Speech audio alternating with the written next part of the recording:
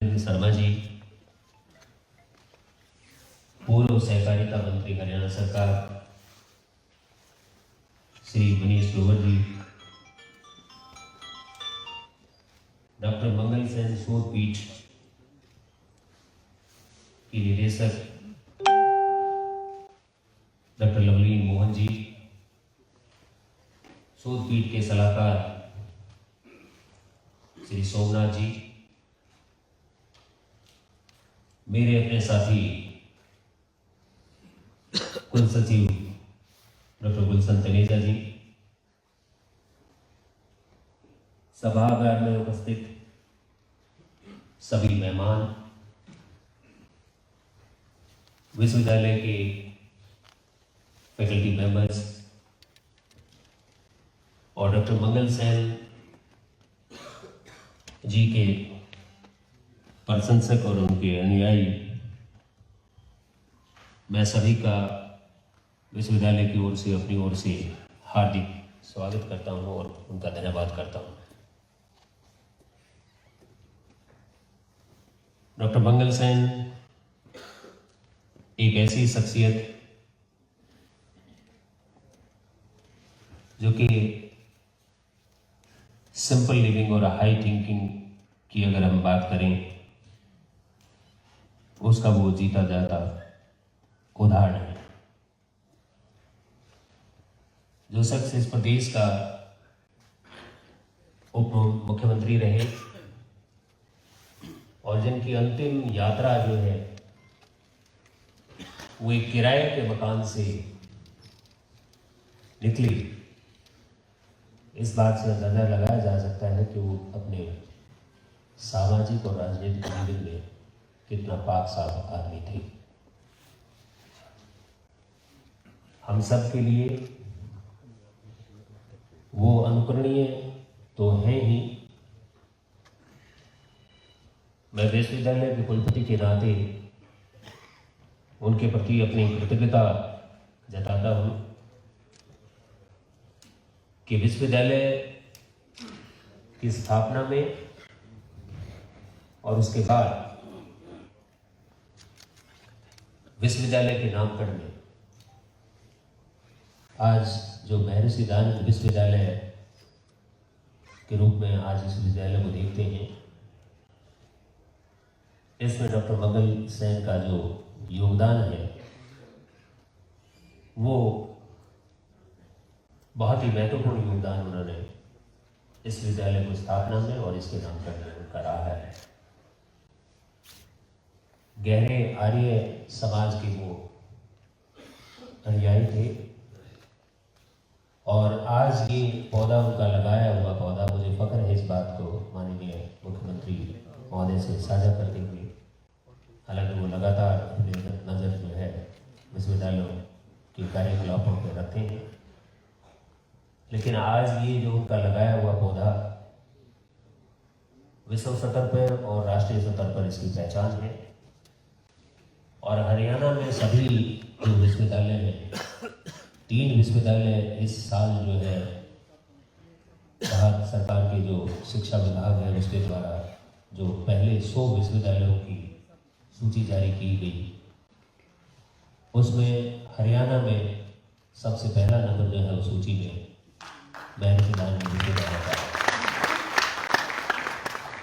मैं अभी मुख्यमंत्री महोदय से एक बात साझा कर रहा था, उन्होंने कहा कि ठीक है हरियाणा में आपका पहला स्थान है, इसके लिए आप बधाई के पात्र हैं, लेकिन राष्ट्रीय स्तर पर ये छलांग जो है इस विश्वविद्यालय की और लंबी लगनी चाहिए। मैं उनको ये आश्वासन देता हूँ अपने फैकल्टी और अपने स्टूडेंट्स की मेहनत के बल पे कि हमने जो रोड मैप, जो नेशनल एजुकेशन पॉलिसी 2020 का जो रोड मैप तैयार किया है, उसका प्रारंभिक जो सेंटेंस है वो ये है, और जिसमें मुख्यमंत्री महोदय ने ये घोषणा ही नहीं बल्कि वो दृढ़ संकल्प है इस बात को लेके कि हरियाणा जो है नई राष्ट्रीय नीति 2020 को जो है 2025 तक उसको हम इम्प्लीमेंट कर देंगे। बहुत से प्रावधान हमने ऑलरेडी जो है इस विश्वविद्यालय में उनको इम्प्लीमेंट कर चुके हैं।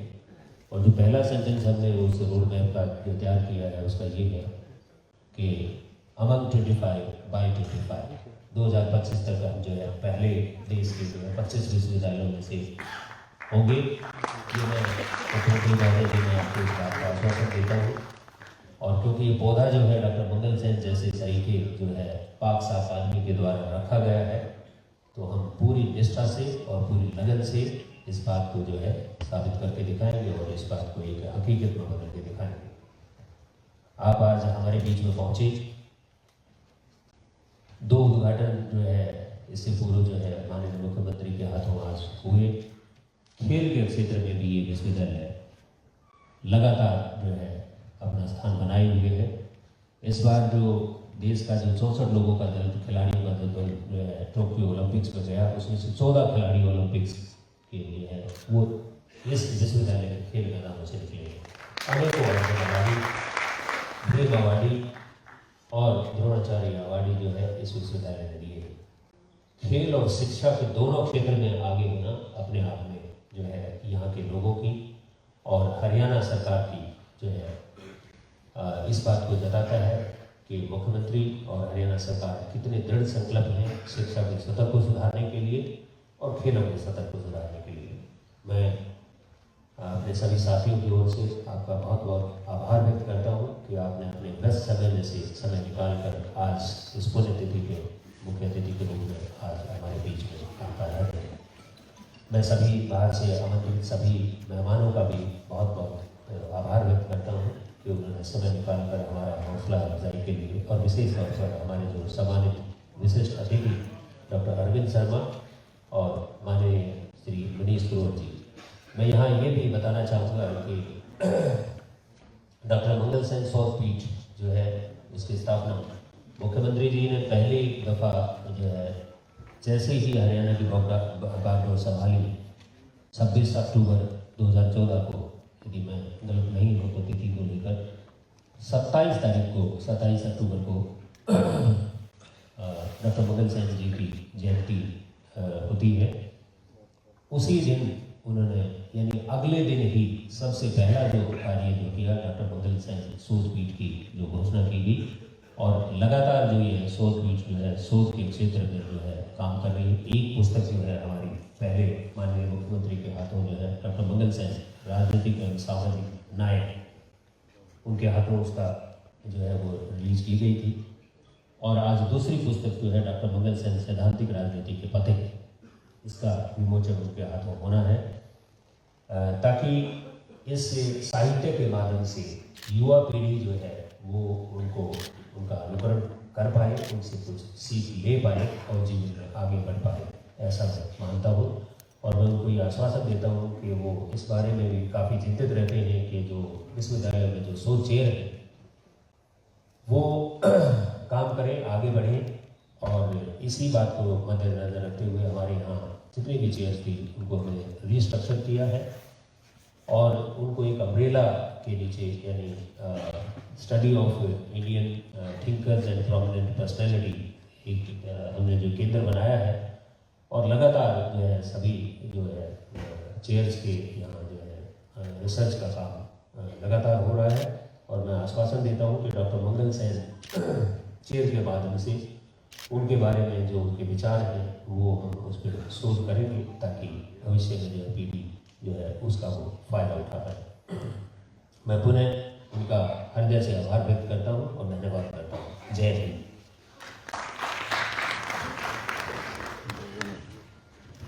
जला अस्थियां बारी बारी चिटकाई जिनमें चिंगारी, जो चढ़ गए पुण्य वेदी पर लिए बिना गर्दन दामों, कलम आज उनकी जय बोल, कलम आज उनकी जय बोल। मैं बहुत बहुत आभार व्यक्त करता हूँ आदरणीय कुलपति सरकार आपके इस महत्वपूर्ण उद्बोधन के लिए।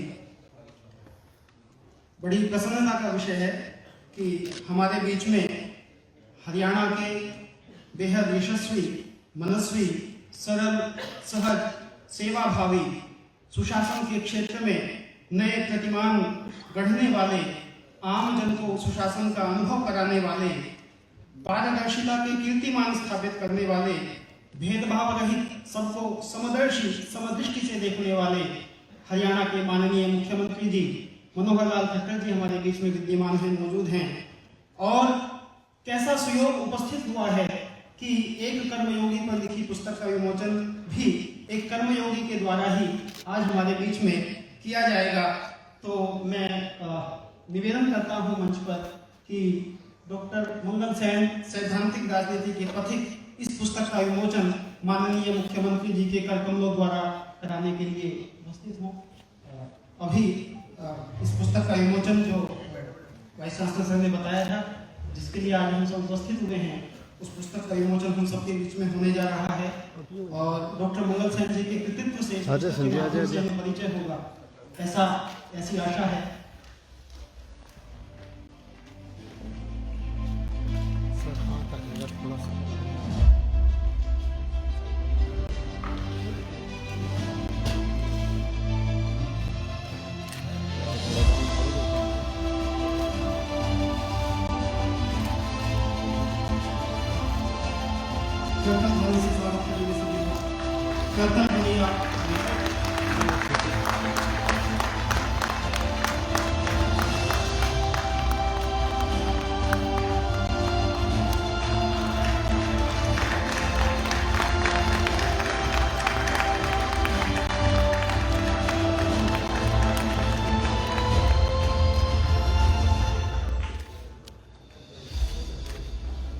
पुस्तक विमोचन के बाद मैं माननीय मुख्यमंत्री जी को आमंत्रित करता हूं कि आज के इस कार्यक्रम में अपना आशीर्वाद हम सभी को दें।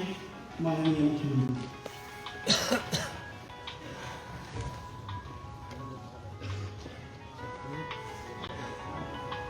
Silent please. साइलेंट।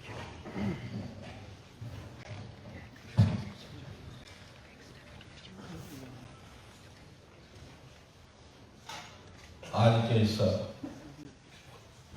अवसर पर मंच पर विराजमान हमारे इस क्षेत्र के सांसद डॉक्टर अरविंद शर्मा जी, पूर्व मंत्री हमारे श्री मनीष ग्रोवर जी, महर्षि दयानंद विश्वविद्यालय के कुलपति डॉक्टर राजवीर सिंह जी, कुल सचिव प्रोफेसर गुलशन लाल तनेजा जी, हमारे निदेशक जिनकी देखरेख में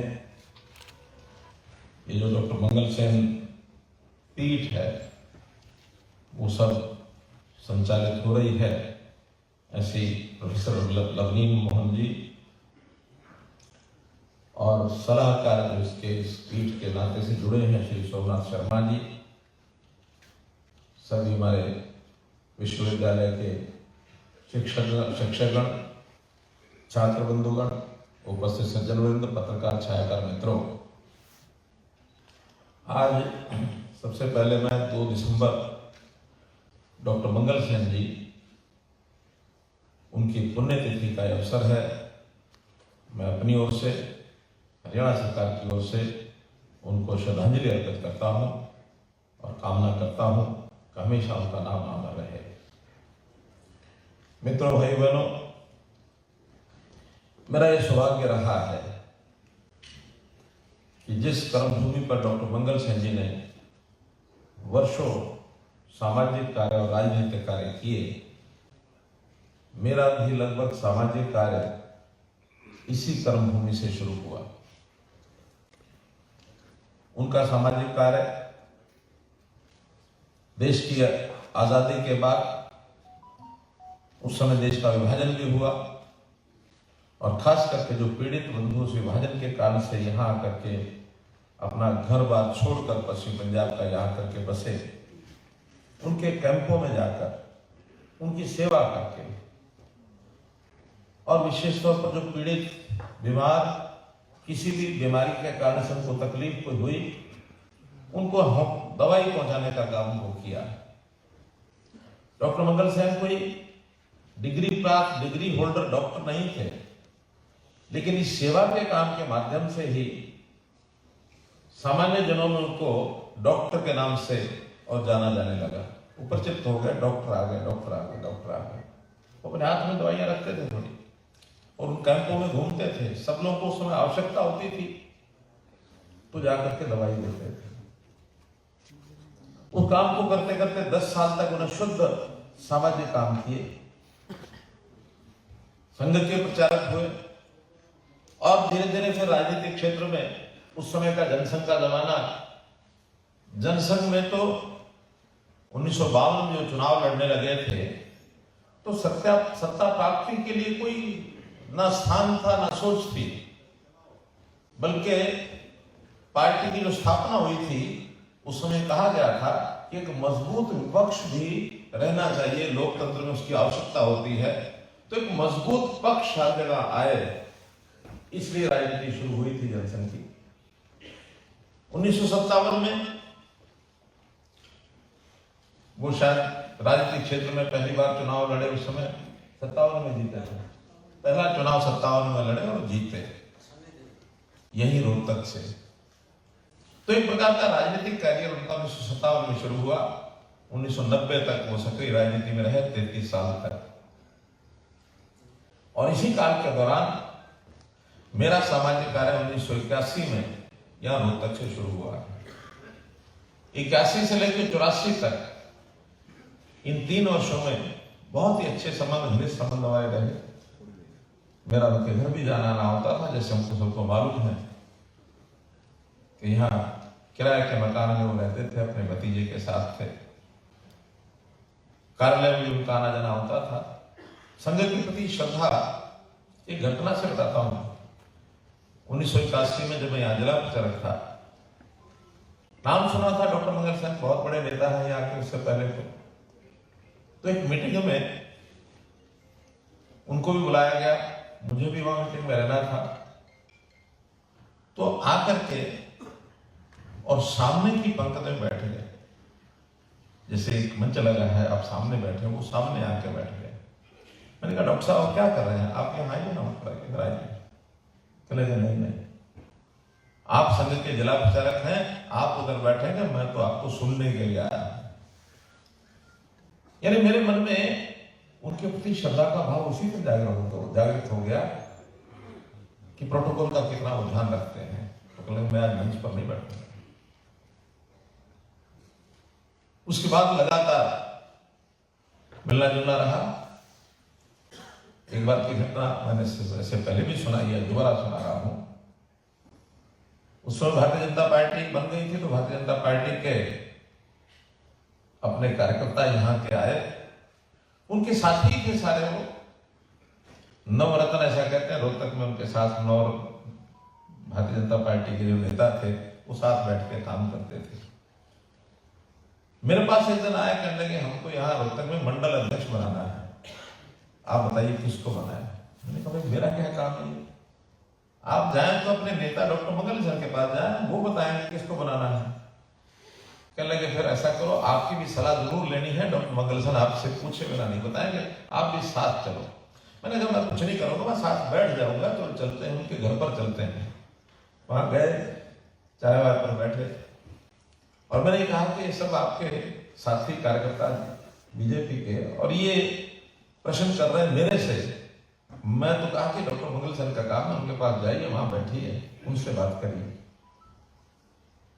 सुन करके बड़े गंभीर हो गए और मुझे उठा करके एक साइड में ले गए कि जिला प्रचारक जी आपसे एक बात करनी है। मैंने कहा अकेले में करनी है, चलिए आप तो बैठते हैं। कहने अच्छा ये बताइए क्या ऐसा तय हो गया है कि मैंने यहां से चुनाव नहीं लड़ना? इससे इस बात का क्या मतलब है?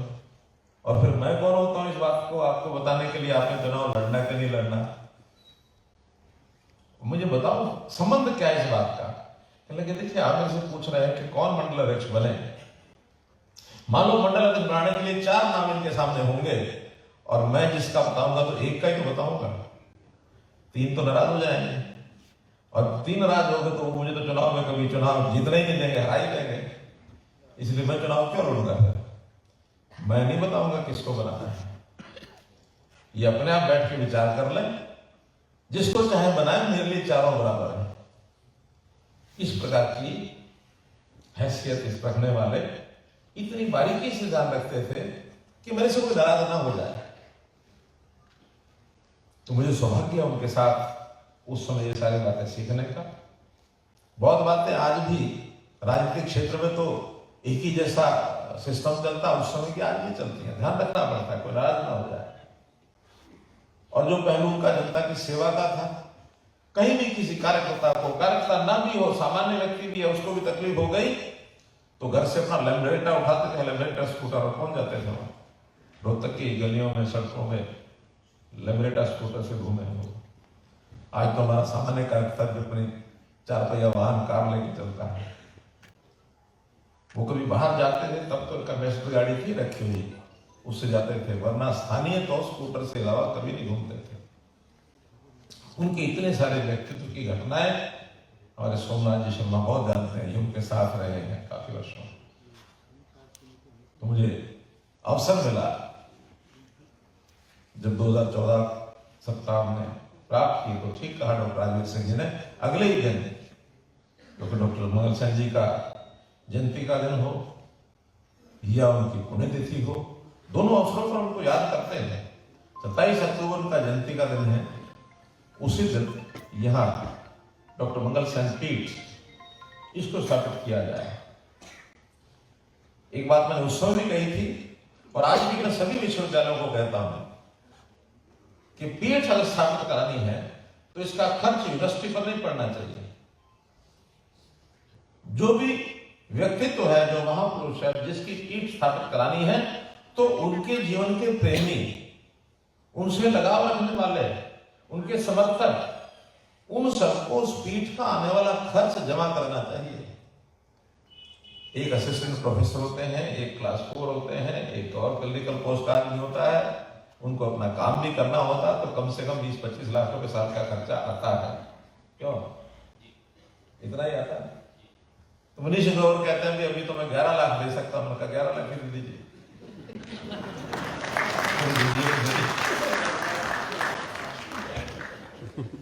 तो तब से लगातार आज मैंने अरविंद जी को भी कहा, आप सबको भी कह रहा हूं कि डॉक्टर मंगल सेन की पीठ, ये काम हमारा, अपने समर्थकों का, उनके जीवन के साथ प्रेम करने वाले लोगों का, क्योंकि शोध उनके जीवन पर कराना है, तो उनके जीवन पर शोध करा करके उनकी विचारधारा को आगे बढ़ाना ये यूनिवर्सिटी का काम नहीं, हम समर्थकों का काम है।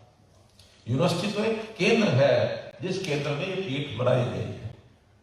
और मैं तो अभी अगली बार जितने भी वाइस चांसलर है सबको बुला के कहूंगा, पीठ की स्थापना तो बहुत हुई है, मैं कल 40 से ऊपर स्थापना की हुई है पीठों की। उन सब के अनुयायियों को ये कहें कि उसका 20-25 लाख रुपया साल का जमा कराएं और पीठ में अच्छी शोध होने चाहिए, उसके लिखी जानी चाहिए। आखिर एक विचार जो उन्होंने अपना काम किया है, उनके बताए रास्ते नई पीढ़ी को प्रेरणा मिले, महापुरुषों को याद रखने का, उनको अमर बनाने का यही तो काम तरीका है। इसलिए वैसे भी शिक्षा क्षेत्र में समाज का योगदान ये बहुत जरूरी है। एक समय था जब शिक्षा फ्री में कराई जाती थी, शिक्षा पर किसी का खर्च नहीं होता था, शिक्षा प्राप्त करने वाले का, सब फ्री पढ़ते थे। हाँ, अंत में शिक्षा के बाद जब दीक्षा होती थी, उस दीक्षा के समय एक दीक्षांत कार्यक्रम हुआ करता था और उस दीक्षांत कार्यक्रम